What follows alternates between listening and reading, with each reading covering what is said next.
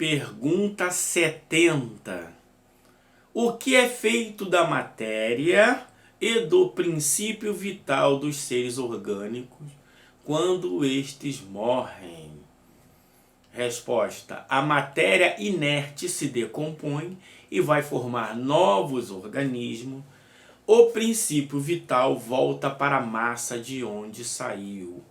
Então, dois caminhos aqui. O primeiro, óbvio, morreu, todos os elementos, aqueles nutrientes, todas aquelas moléculas orgânicas que ali estão, vão se decompor algumas, transformando em inorgânica, mas todas elas vão servir de nutriente para novas formas de vida. No popular, vira adubo, né? Então é que ele está falando ali. Se decompõe e vai formar novos organismos.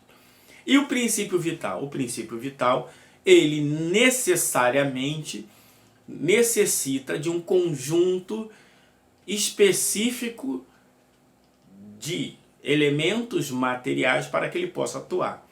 Desde que esses elementos específicos deixam de existir, perde-se a sua finalidade.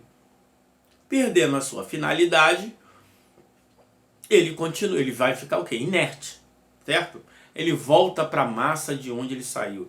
Parece que ele vai para algum lugar, né? Ele deixa de atuar. Por exemplo, ondas eletromagnéticas, elas estão povoando aqui o nosso universo. Se eu pego uma antena capaz de decodificar certas frequências, eu tenho ali o rádio, por exemplo, né? Ondas de rádio. Para onde vão as ondas eletromagnéticas desde o momento que eu destruo a antena? Para onde elas vão? Vão continuar por aí, né? Não é que elas vão voltar para uma caixinha mágica, não, elas deixam de atuar. Elas continuam no mesmo local, só que não tem condições de produzir os fenômenos que elas vinham produzindo antes da antena ser destruída. Simples assim. Mas o Kardec vai nos ajudar com um raciocínio talvez, olha que pretensão, né? Com um raciocínio mais lúcido. Kardec fala assim: morto o ser orgânico, os elementos que compõem sofrem novas combinações, de que resultam novos seres, os quais aurem na fonte universal o princípio da vida e o da atividade. Absorvem e assimilam para novamente restituírem esta fonte quando deixam de existir. Os órgãos se impregnam, por assim dizer, do fluido vital. Vamos parar para estudar essa ideia de fluido vital. Mas vamos terminar aqui o slide. Esse fluido dá a todas as partes do organismo uma atividade que as põe em comunicação entre si. Então, as partes do organismo entram em comunicação entre si por intermédio do fluido vital. Não estamos falando aqui de princípio vital. No caso de certas lesões, e normaliza as funções momentaneamente perturbadas. Mas quando os elementos essenciais ao funcionamento dos órgãos estão destruídos ou muito profundamente alterados, o fluido vital se torna impotente para lhes transmitir o movimento da vida e o ser morre naturalmente. Primeiro vamos aqui à ideia de fluido vital. Nós já tratamos isso em outros vídeos. Fluido vital, são dois termos genéricos. Fluido, quando se fala fluido aqui, não estamos falando do fluido dos livros didáticos do século XX, que trata da dinâmica dos fluidos. Quando se fala fluido aqui, nós estamos falando de um conceito filosófico, isto é, um elemento material desconhecido da ciência que vai causar certos fenômenos. Então, fluido. E vital? Vital é tudo aquilo relativo à vida.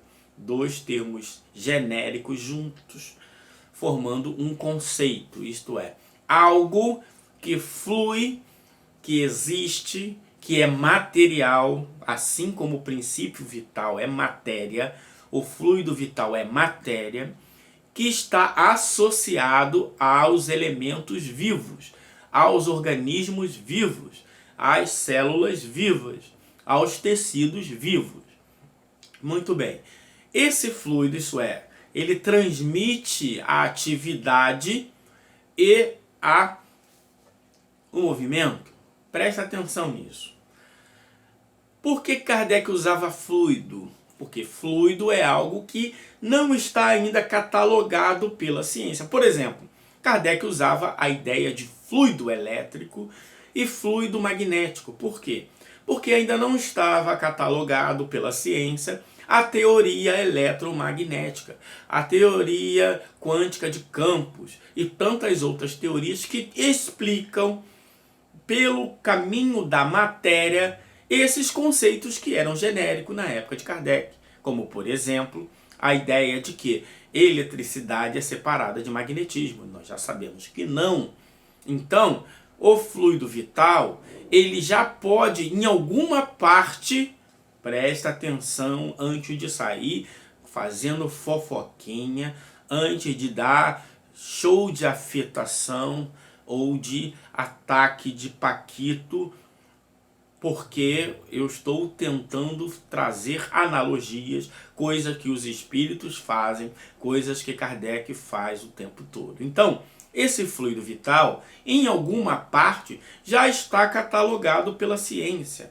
Nós vamos aqui fazer um exercício de analogia, assim como Kardec fez exercício de analogia lá no livro A Gênese, ok? Então, muita calma, é apenas para tentar elucidar. Não estamos aqui querendo tratado, nem querendo solucionar, apenas ajudar a ampliar o estudo. Lembrando que para Kardec, obra complementar é aquela que complementa o estudo. A obra complementar pode estar de acordo com a doutrina espírita, parcialmente com a doutrina espírita ou totalmente fora da doutrina espírita, mas todas elas contribuem para o estudo da doutrina espírita. Se você é estudante, você já saiu daquela receitinha de bolo, daquelas apostilas igrejeiras que só querem fazer com que você decore máximas. Estamos aqui no canal Estudos Avançados de Espiritismo. Estudos avançados não é que é o estudo bam, mas é um estudo que se propõe a dar um passo além dessas receitinhas de bolo, tudo bem? Então vamos lá. Por exemplo, que tem a ver com fluido vital, o metabolismo celular. A palavra metabolismo é um neologismo criado pelo professor alemão Theodor a partir da junção do termo metabólico, que significa mudança, e do ismo, sufixo relativo à qualidade do sistema. Assim, significado literal de metabolismo seria o sistema de mudar. Então, todas as mudanças que ocorrem ali na célula, essas mudanças ela tem também um conceito fundamental, ok? Que é o conceito de energia, outro termo genérico. O metabolismo consiste num conjunto de processos e transformações e reações químicas que acontecem na célula dos seres vivos. Então, de alguma sorte, o fluido vital está aí. O conceito de fluido vital ele já pode estar decomposto em alguma sorte em alguns desses processos, como outros, por exemplo. Mas Kardec continua aqui o seu raciocínio. Os órgãos reagem mais ou menos necessariamente uns sobre os outros, é claro, né? Então, um órgão, nós já sabemos isso, né? Que uns órgãos produzem certas substâncias que vão ativar outros órgãos e assim por diante. Resultando essa ação recíproca da harmonia do conjunto por eles formado. Destruída que seja por uma causa qualquer esta harmonia, o funcionamento deles cessa, como o movimento das máquinas cujas peças principais desarranjem. É o que se verifica, por exemplo, com o relógio gasto pelo uso, o que acidentalmente o desconjuntou, no qual a força motriz fica impotente para pô-lo de novo a andar. Então a bateria está funcionando, mas o mecanismo está ruim, não adianta. Olha que analogia boa, né? Num aparelho elétrico temos a imagem mais exata da vida e da morte.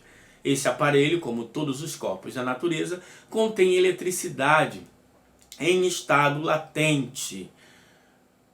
Na verdade, o aparelho não tem eletricidade em estado latente, né? A eletricidade está fora do aparelho, mas tudo bem. Os fenômenos elétricos, porém, não se produzem senão quando o fluido posto em atividade por uma causa especial. Olha lá que legal, viu? Então ele está falando o quê? Está tratando aqui a eletricidade como um fluido elétrico. Como ele não tinha ainda a teoria eletromagnética desenvolvida, ele não poderia falar de potencial elétrico, de campo elétrico, etc. Campo eletromagnético, né?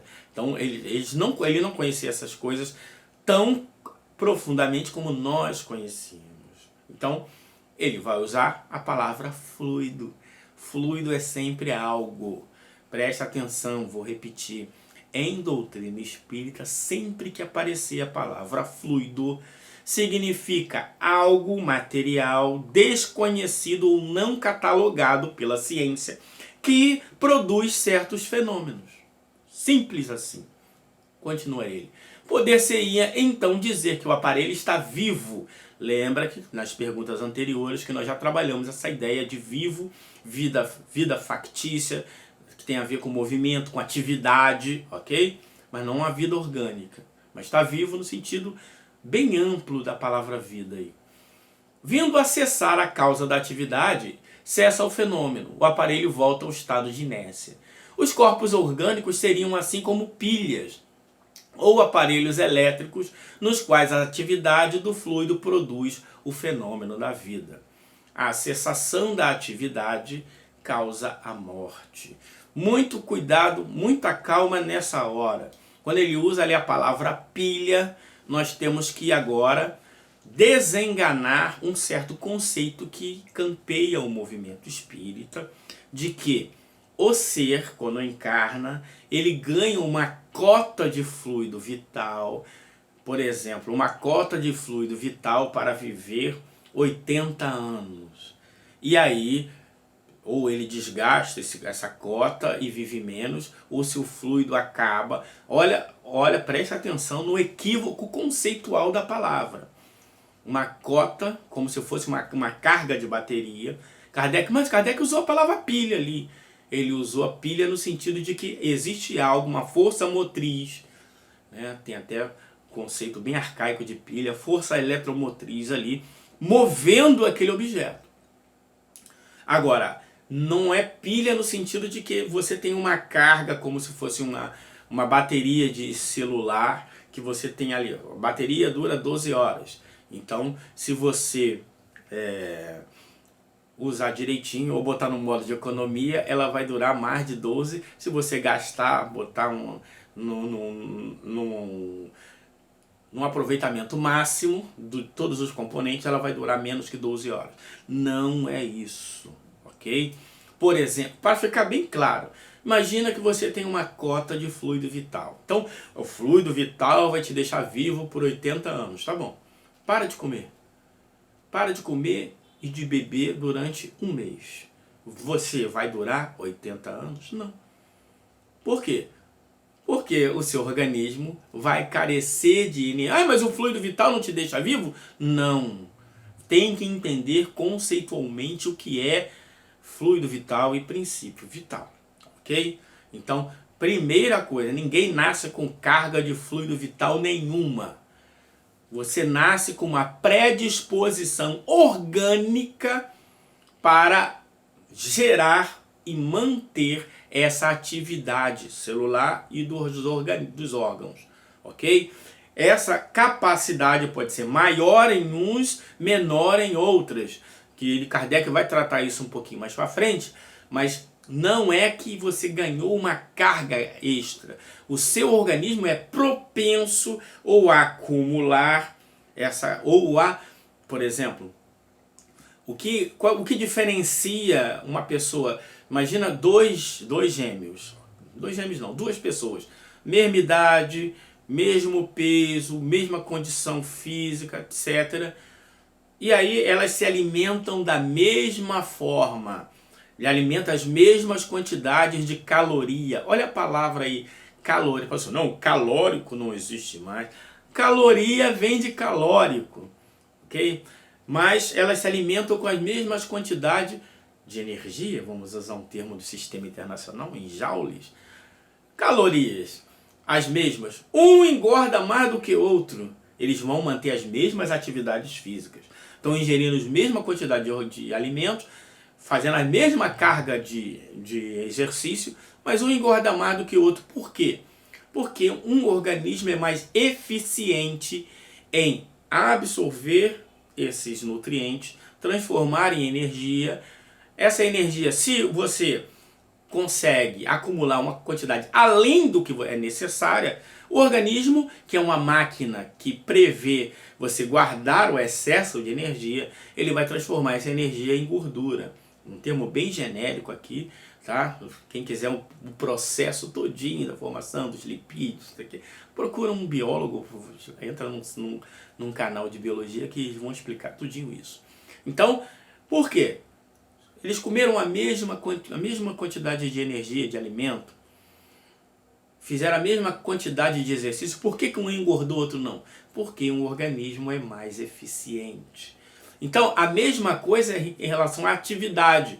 Se o organismo ele tem essa capacidade de gerar mais energia e de propor ou de distribuir essa energia, uns organismos serão mais ativos.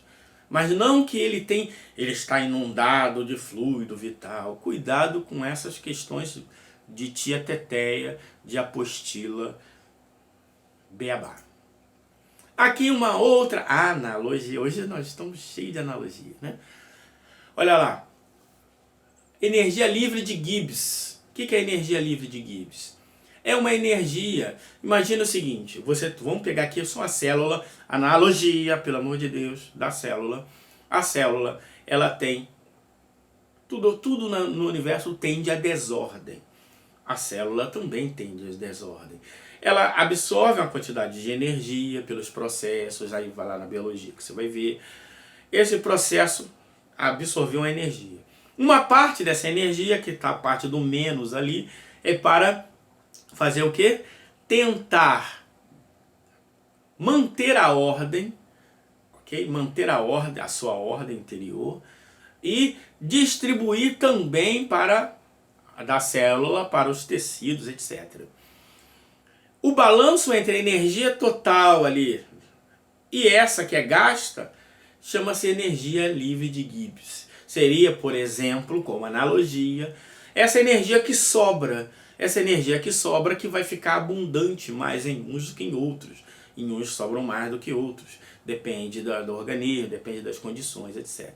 Então, energia livre de Gibbs. Em termodinâmica, energia livre de Gibbs é a grandeza que busca medir a totalidade da energia atrelada ao sistema termodinâmico disponível para a execução de um trabalho útil. Então, depois do que você gastou tudo que você podia, que você necessita gastar, o que sobra seria essa energia, ok? Em uns é mais abundante que outro. Então o H ali seria a entalpia.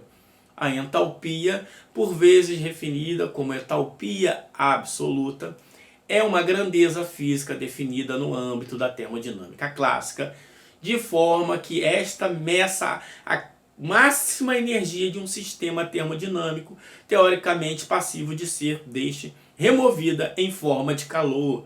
Então, também, nosso organismo gera calor, nós sabemos disso. Vem da onde? Vem da atividade celular, vem da respiração celular, que pode ser aeróbica, anaeróbica, isso é biologia, mas deixa pra lá. Mas nós estamos fazendo aqui uma questão apenas de analogia para a gente entender o que seria esse fluido vital. Seria essa energia que entra, ok? O organismo, cada organismo é diferente de outro, ele vai gerir isso e isso vai sobrar. Essa sobra pode gerar atividade, pode ser superabundante em uns do que em outros. Então, essa energia, analogicamente aqui, analogicamente no sentido de analogia, tá, gente? Ou analogamente, melhor, né? Seria essa energia livre daqui. Um exercício de analogias. Analogias são analogias. Olha lá, Kardec fala. Então, depois desse preâmbulo, vamos ao texto de Kardec. A quantidade de fluido vital não é absoluta em todos os seres orgânicos. Varia segundo as espécies, não é constante nem no mesmo indivíduo, ao longo do tempo, nem entre os indivíduos de uma espécie. Alguns há que se acham, por assim dizer, saturado desse fluido, enquanto outros o possuem em quantidades apenas suficientes. Daí, para alguns, a vida é mais ativa, mais tenaz e, de certo modo, superabundante. Veja, a vida é mais ativa, ele tem mais energia para viver, para fazer as coisas, mais ativo. Ok? Tem aquela pessoa mais elétrica, pá, porque está sobrando aí energia. Claro que tem uma questão moral também aí, intelecto moral, da questão da personalidade do ser. Mas organicamente é isso. Então, a quantidade de fluido tem a ver com atividade, ok? E não longevidade. Então se você tem muito fluido, não é que você vai viver muito. Aí você está vendo aí a ideia, né, A Espera de um Milagre, que o John Coffey, né, Coffey escreve diferente, sopra, entre aspas ali, seria o fluido vital no ratinho, e aí você vê que o ratinho vive muito, ele vive mais, isso aqui é legal, esse exemplo, porque ele soprou fluido vital ali entre aspas, que é uma obra de ficção, no ratinho, e o ratinho ele extrapolou a expectativa de vida dos ratos, ao ponto de rivalizar com a vida dos humanos. Olha, né? Você dá para ver aí o guarda velhinho, aí o ratinho ainda está vivo, né? Então, essa analogia não é analogia espírita. O fluido vital, a atividade celular, orgânica, dos tecidos, do organismo, ok? E não longevidade. Ninguém vive mais porque tem mais fluido vital. A pessoa vive mais porque seus órgãos têm a capacidade maior de se manter numa certa qualidade de produção, absorvendo, transportando essas energias. E aqui a gente pode usar também essa energia como também fluido vital. Então, isso pode ser administrado melhor de um organismo do que outro, e não de que ela vai viver mais, ok? Presta atenção, vamos entender o conceito.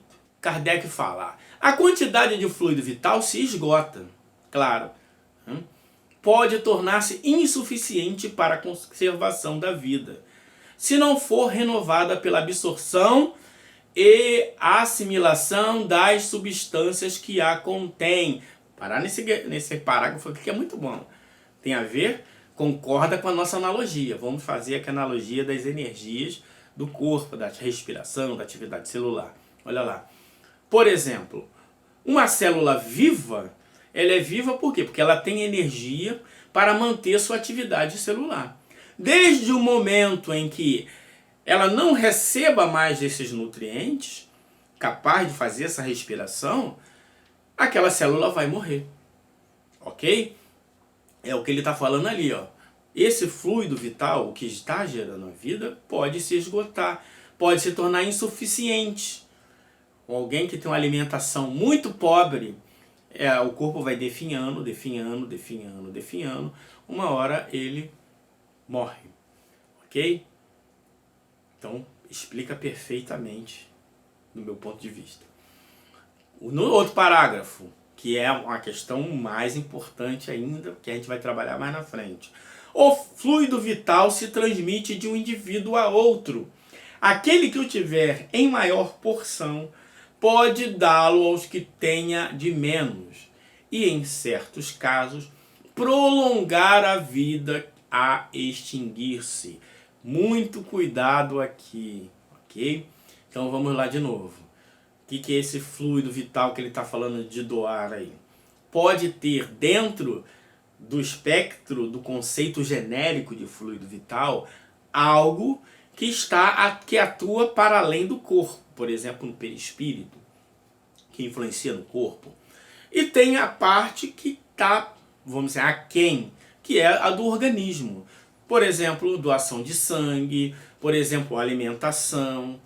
Tudo isso pode, de alguma forma, ajudar a manter. Um exemplo, você tem um carro que ele está com problema. Ó, esse carro vai bater motor. Aí você leva no mecânico, o mecânico ele faz alguns ajustes e faz aquele carro ter uma vida útil um pouco maior do que estava condenado. Então, esse manter a vida ali é limitadíssimo. Isso é, você pode, de alguma sorte, fazer com que esses fluidos vão ajudar no perispírito, nós vamos estudar isso mais para frente, que vão influenciar no organismo junto com a alimentação, ajudando de alguma forma a manter a estrutura de absorção desses fluidos, dessas energias, e vai conseguir prolongar por algum tempo, mas não indefinidamente, porque isto é impossível. Ou passar do tempo, aquele organismo que já está a se degradar, vai continuar a degradar por causa da lei de destruição. Então é natural, ok? Os processos, tem lá as divisões, né? Toda célula tem um limite de divisão, lá por causa dos telômeros, isso é coisa da biologia, não vou entrar aqui. Então, ele tem um limite, ok? Na revista espírita, até na biografia de Kardec tem isso. Os espíritos podem ajudá-lo lá na tarefa, até ajudando que ele viva um pouquinho mais. Ele tinha um aneurisma no coração, mas não ia fazer com que ele prolongasse, porque ele já sabia até de antemão que ele viveria, aquele organismo tinha condições de viver mais 10 anos, 8 a 10 anos. Então, ele viveu mais 10 anos, tranquilaço, ok? Perceberam? Então, tem que desenganar dessa ideia de que fluido vital tem a ver com cronologia, tem a ver com atividade. E muito importante também essa ideia, né? É necessário ainda usar o termo fluido vital? Como nós falamos aqui, Kardec usava o termo fluido elétrico e fluido magnético antes da teoria eletromagnética, teoria mecânica, né? Eletrodinâmica quântica, etc. Primeiro, nós já conseguimos mapear todos os processos relacionados à vida? Não. Então, o termo fluido vital ainda cabe. Já sabemos de alguns processos, como nós falamos, né? Tem a teoria de Krebs lá, tem vários outros estudos, muitos estudos na biofísica, na bioquímica, que explicam muito esses processos. Então, muita coisa já está mapeada, mas não podemos dizer que está tudo mapeado, não. Então, não tem, por exemplo, o passe, né? Como é que eu consigo explicar o passe? Tem um mecanismo aí que a gente tem que estudar ainda. Então, mas essa parte não é da ciência material, é da ciência espírita. Então, o termo fluido vital ainda pode ser usado tranquilamente. Entender, só para reforçar a palavra fluido vital, é a junção de dois conceitos genéricos. Vamos lá no Abu Janra? O que é a vida? O que é a vida? Uma pergunta muito simples. O que é a vida? O que é a vida? Não tenho a mínima ideia. Sei lá. Ninguém sabe, nenhum cientista sabe exatamente conceituar a vida, isso não é consenso. Então, e o que é fluido? Fluido não é o fluido da titia teteia do ensino médio. Fluido aqui é um conceito filosófico, científico, de algo material que influencia e que não é ainda decodificado pela ciência. Por exemplo, fluido calórico. Olha a extensão da palavra. Ai, não existe mais o calórico, você está... Não tem problema. Falando aqui conceitualmente. Fluido calórico tem a ver com calor.